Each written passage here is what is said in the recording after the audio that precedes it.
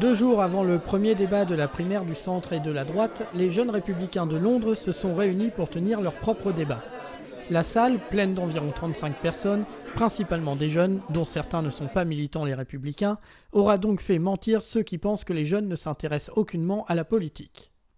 En introduction, Artus Gallier, délégué de la fédération locale, lui-même relativement jeune, a pris la parole pour rappeler à chacun que la préinscription obligatoire pour les Français vivant à l'étranger pour pouvoir voter à la primaire allait se terminer quelques jours plus tard.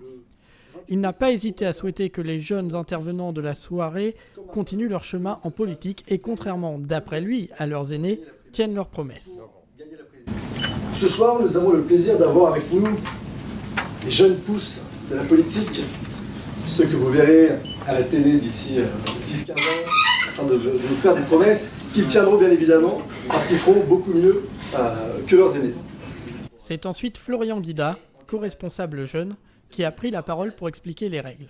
Une dizaine de minutes pour chaque intervenant défendant son candidat, puis une session de questions-réponses ouverte avec le public. Il a aussi décidé de placer cette soirée sous le signe de la politisation des jeunes. C'est vraiment important de faire quelque chose de la part des jeunes pour les jeunes, mais ouvert à tous les âges. Donc c'est vrai qu'aujourd'hui les jeunes sont de moins en moins intéressés par la politique.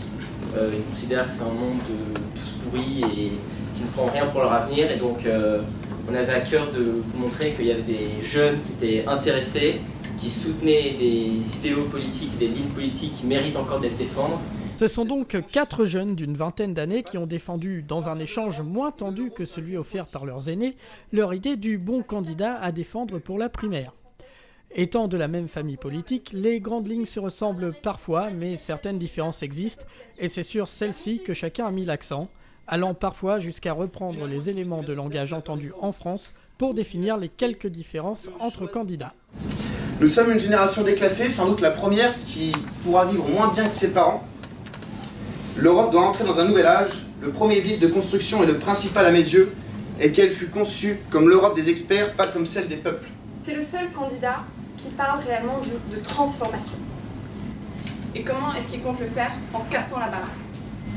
Pour reprendre ces termes, les Français veulent qu'on arrête de les emmerder.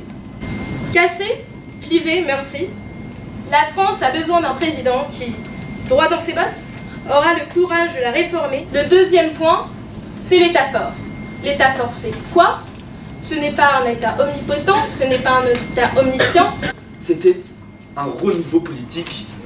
Il faut simplifier le code du travail, il faut flexibiliser le marché.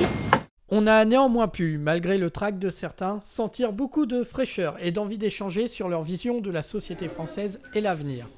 Peut-être est-ce cette simplicité et cet intérêt pour le futur qui manquent aux hommes politiques pour réussir à mobiliser les foules.